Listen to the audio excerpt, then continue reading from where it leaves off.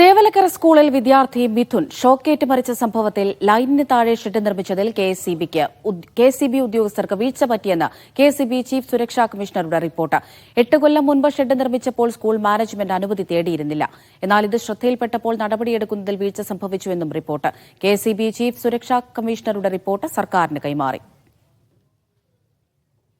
സെയ്ഫ് സൈൻലാബ്ദീൻ വിവരങ്ങൾ നൽകാനായി തിരുവനന്തപുരത്ത് നിന്ന് ചേരുന്നുണ്ട്. സെയ്ഫ, സംഭവത്തിൽ അടിമുടി വീഴ്ചയാണ്. ഇപ്പോൾ ഇതാ കെഎസ്ഇബിക്കും വീഴ്ച പറ്റിയിട്ടുണ്ട് എന്നാണ് കൈമാറിയ റിപ്പോർട്ടിൽ നിന്ന് മനസ്സിലാകുന്നത്. ഇങ്ങനെയൊരു പ്രശ്നമുണ്ട് എന്നറിഞ്ഞിട്ടും യാതൊരുവിധ നടപടിയിലേക്കും കെഎസ്ഇബി കടന്നില്ല, അല്ലേ? ആ റിപ്പോർട്ട് കാണുമ്പോൾ അങ്ങനെയാണ് നമ്മൾ മനസ്സിലാക്കാൻ. കെഎസ്ഇബിയുടെ ചീഫ് സുരക്ഷാ കമ്മീഷണറാണ് റിപ്പോർട്ട്.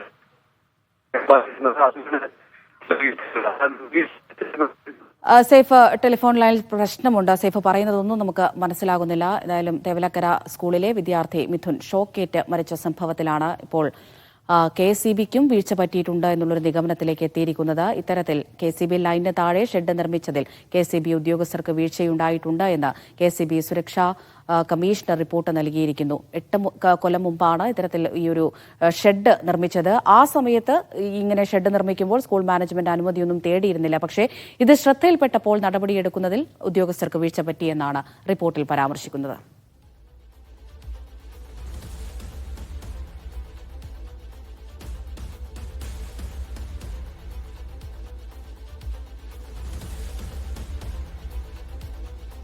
നമുക്കറിയാം, ഈ സംഭവത്തിന് പിന്നാലെ തന്നെ ഓരോ കാര്യങ്ങളും വ്യക്തമാകുന്നതാണ്. അടിമുടി വീഴ്ചയാണ് ഓരോ ഇടങ്ങളിലും സംഭവിച്ചത് എന്ന് ഈ അന്വേഷണത്തിലൊക്കെ തന്നെ വ്യക്തമായിട്ടുമുണ്ട്. ഏറ്റവും ഒടുവിൽ മാനേജ്മെന്റിനെതിരെ ഉൾപ്പെടെ വിദ്യാഭ്യാസ വകുപ്പ് നടപടിയെടുക്കുന്ന കാഴ്ചകൾ നമ്മൾ കണ്ടു.